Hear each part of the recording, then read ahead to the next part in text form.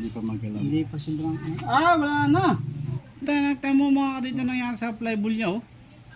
Buti na Buti na paano pa natin to. Kaya pala eh, hindi na maandar ng ayos. Oh, yung isa wala na talaga, oh. Oh, kinayod na. grabe.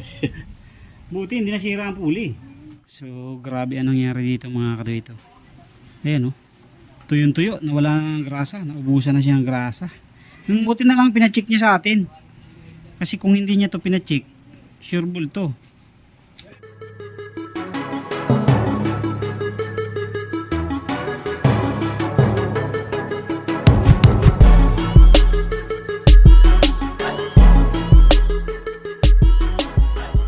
At mayroon ulit tayong gagawin dito sa Mio Sporty na to. So magbabaklas naman tayo ng kanyang panggilid dahil mayroon na siyang dragging. So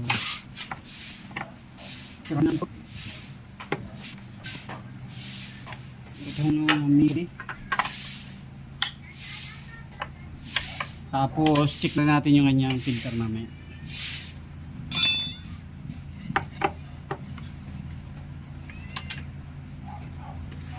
May dragging na daw siya kaya ganyan. So yan na mga kaduit, nabaha pala to kaya pinalinis sa atin. Ayan o. Pansinin nyo parang inamag siya. So i-repress natin itong panggilid niya para mawala yung ano ng baha. Okay, baklas muna tayo mga kaduit ng panggilid.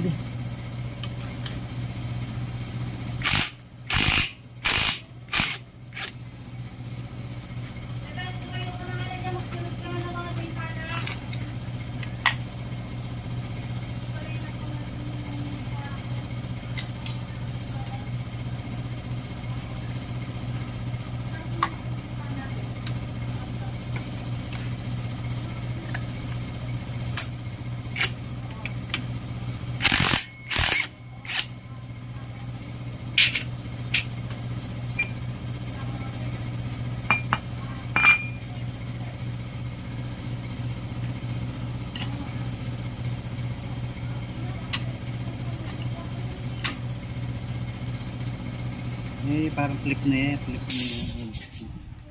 Diba man? Ayos pa. Hindi pa magalang. Hindi pa sobrang... Ah, wala na! Putik. Kaya pala eh. Durog na ang bola mo, oh. Oo, ano. Putis na yan. Ay, wala na to. Kaya pala sobrang ano. Puli mo, malapit na to, oh. Saan mo to pinapalitan puli?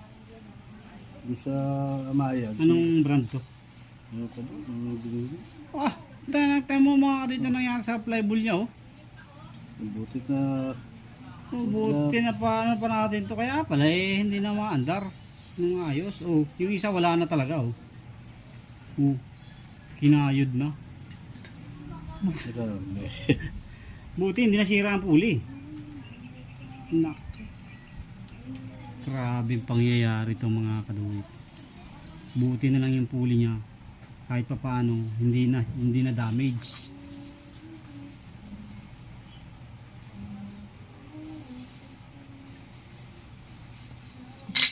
Ayan o, pansinin niyo mga kaduwit. Ang natira sa kanya, 3. Buti na lang, may 3 pang natira. Tapos yung sa plywood niya, oh. Ayan, oh. Basig na ano. Wala na, oh. 3 natira, tapos 3 yung sirang-sira. So palitan natin ang stock din yun na plywood. So linisan muna natin and then refresh natin lahat para ano, galing kasi ito sa ano eh, baha, na baha. Okay, linis muna tayo. Nilinis na natin. Degreaser.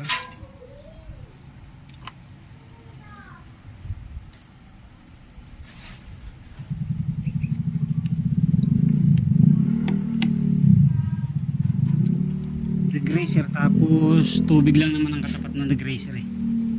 Para malinisan ng gusto. Hindi mo na kailangan ng iba pang mga panlinis pa. Degreaser lang tapos tubig. Tapos yung ano naman, linisan natin yung kanyang mga pulley. Torque drive at saka clutch. So malinis na yung kanyang pulley. Ito, nalinisan na natin. So torque drive naman.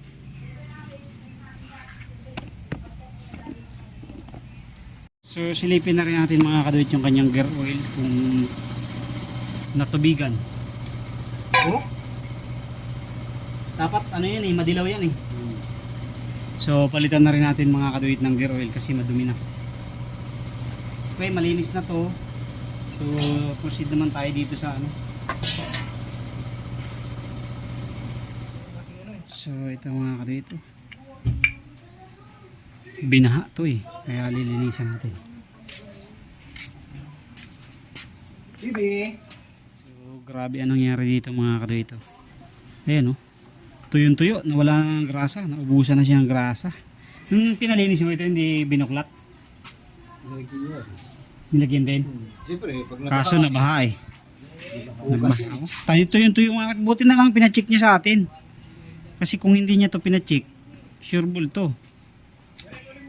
Hindi ko lang sure kung itong ring na to ay mo na rin yan. hindi nasira. Ay hindi.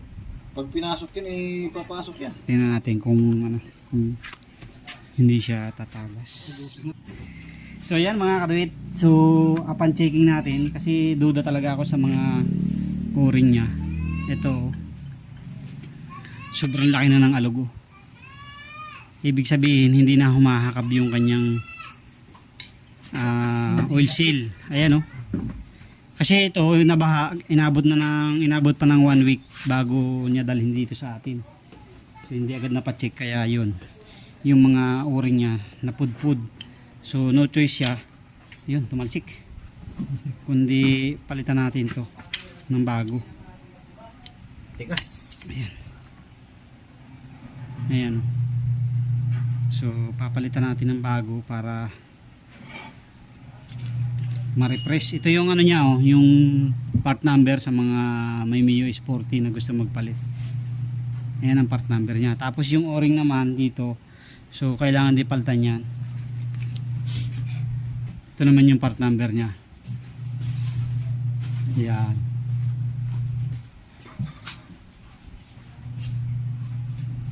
So okay, palitan na natin ng bago. Pinasok yung loob ng crankcase niya mga kaduit ng tubig, kaya yun ating ni-refresh para isang gawaan na lang. Kasi kung lilinisan lang natin, lalong malaking gastos sa sunod, dahil may posibilidad na sa halip na o-ring lang ang palitan natin, baka yung torque drive niya ay ma-damage din. Kaya ito, palitan na natin ng bago para wala na tayong masyadong intindihin. Yung may-ari pala. Ay, babaw. At least to ngayon silyado na ngayon yan. Hindi na yan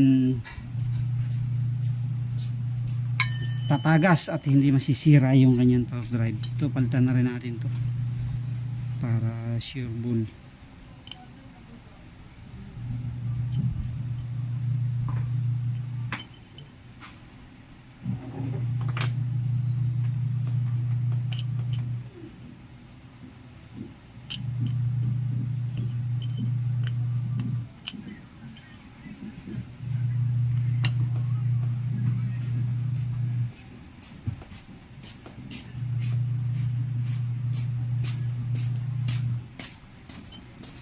Wala ka rin palang pasok sa Sabado, no?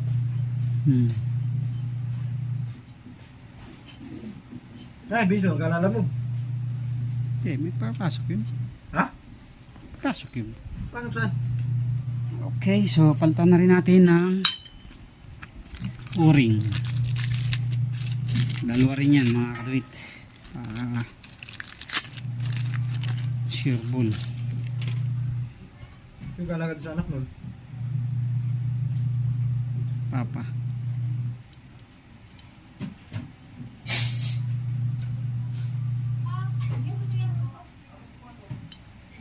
Okay. Tapos lagyan natin ng grasa para pagpasok ay smooth.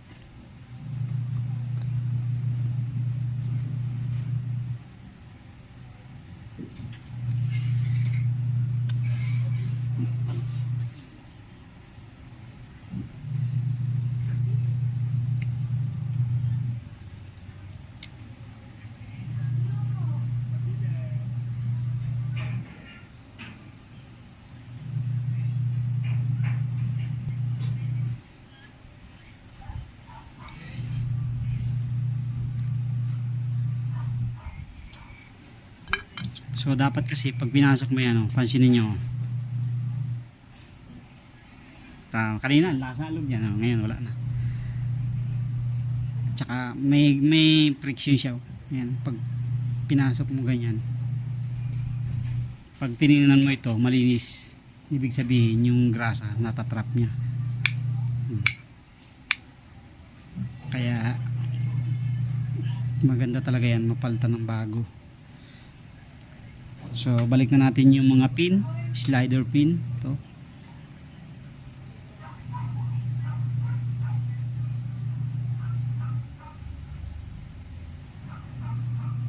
Ayan, tapos grasa.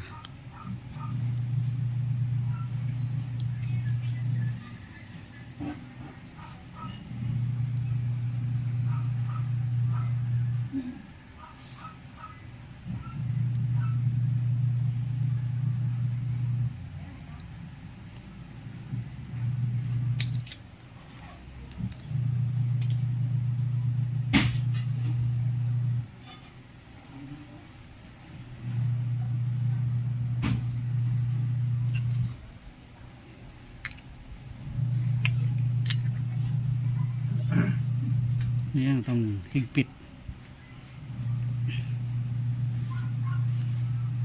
Okay, ayos na mga katuit.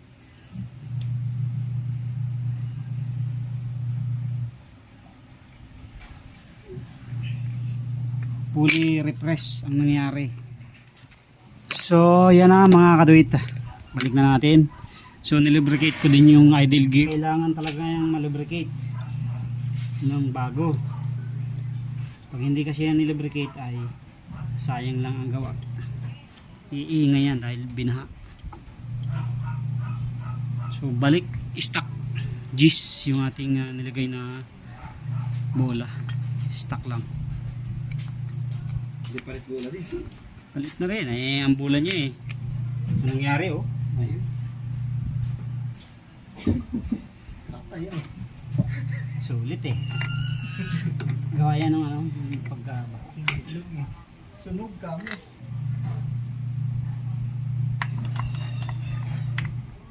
Tangina.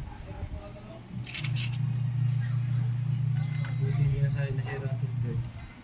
Kaya nga, buti na lang. Buti yung bula lang ang kinaya.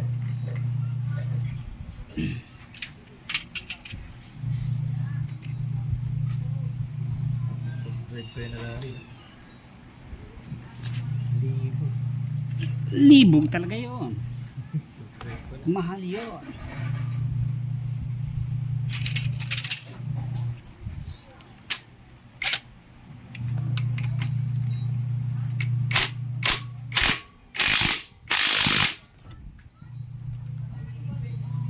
So ang belt niya, ayos pa naman ang belt niya. Parang makikita. Bisa mo sa isang mo. Pareho.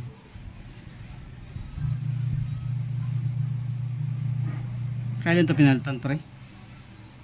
Bago lang din yun. Ayos pa naman.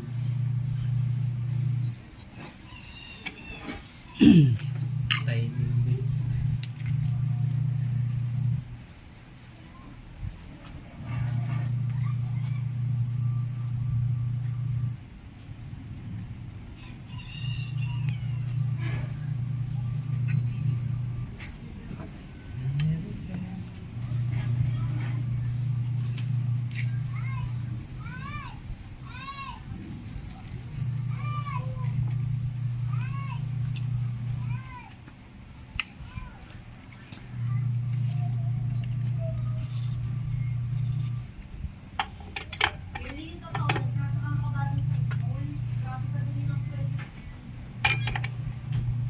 saglit lang linis niya.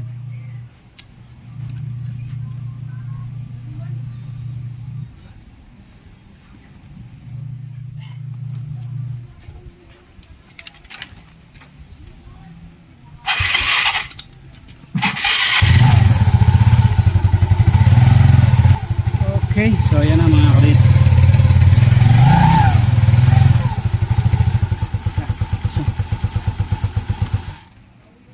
Okay na mga kadit.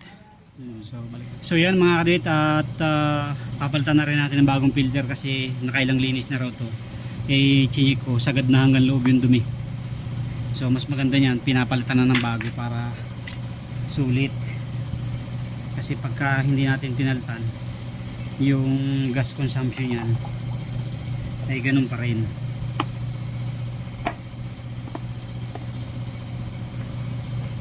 So mas maganda palitan lang ng bago.